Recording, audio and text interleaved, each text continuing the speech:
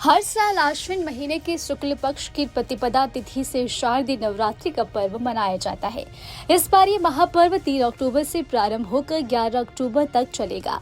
नवरात्रि का समापन 11 अक्टूबर को होगा और अगले दिन 12 अक्टूबर को विजयादशमी का उत्सव मनाया जाएगा, जिसमें देवी माँ की विदाई भी होती है। आपको बता दें, दुर्गा पूजा का त्योहार केवल पश्चिम बंगाल में ही नहीं बल्कि पूरे भारत में धूमधाम से मनाया जाता है।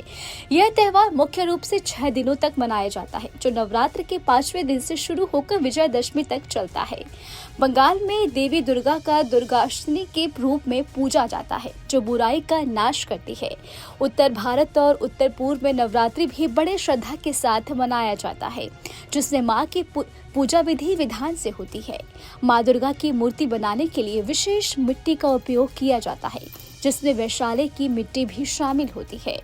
बता दें, हिंदू धर्म की मान्यता है कि गंगा की मिट्टी, गोमूत्र, गोबर और वैशाली की मिट्टी का इस्तेमाल मां की मूर्ति के निर्माण में महत्वपूर्ण माना जाता है। यह परंपरा सदियों से चली आ रही है और इसके पीछे का कारण इस मिट्टी को पवित्र और जीवनदायिनी मानना है। आपको बता दें कि दुर्गा पूजा के दौरान दुर्गा की मूर्ति कोलकाता के सोनागाछी से खरीदी गई मिट्टियों से बनाई जाती है, जो शहर का एक प्रसिद्ध रेड लाइट एरिया है। मान्यता के अनुसार इस विशेष मिट्टी के बिना दुर्गा प्रतिमा का निर्माण अधूरा माना जाता है।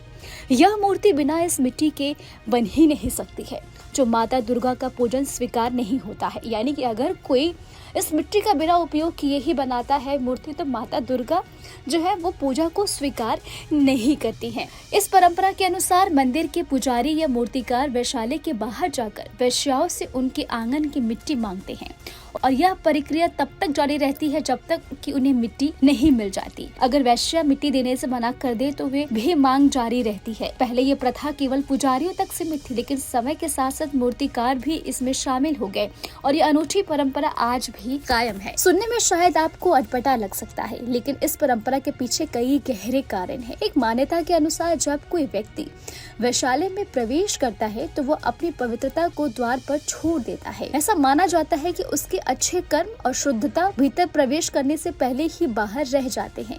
इसलिए वैशाली के आंगन की मिट्टी को बहुत ही पवित्र माना जाता है और इसका उपयोग दुर्गा मूर्ति के निर्माण में किया जाता है। दूसरी मान्यता ये है कि वैश्याओं को समाज में हमेशा अक्सर ही बहिष्कृत माना जाता है, उन्हें अलग माना जाता है। उन्हें एक सम्मानजनक दर्जा दिलाने के लिए इस प्रथा को विकसित किया गया है। उनके आंगन की मिट्टी को पवित्र माना जाता है और इसका उपयोग मूर्ति के लिए किया जाता है। इस तरह यह त्योहार वैश्याओं को समाज की मुख्य धारा में शामिल करने का एक महत्वपूर्ण माध्यम बन जाता है। आपको बता दें कि माँ दुर्गा की मूर्ति का निर्माण वैशाली की मिट्टी से करने की परंपरा के पीछे कई महत्वपूर्ण मान्यताएं हैं। कानपुर के पंडित राजनारायण के अनुसार वैश्याओं को समाज में अक्सर अलग रखा जाता है और इस मिट्टी का उपयोग करके उनकी महत्वता को बढ़ाने का प्रयास किया जाता है, जिससे उन्हें भी पवित्र माना जाए। प्राचीन काल में मंदिर के पुजारी वैश्याओं से उनके आंगन की मिट्टी मांग कर लाते थे और उसी से मूर्तियां बनती थी।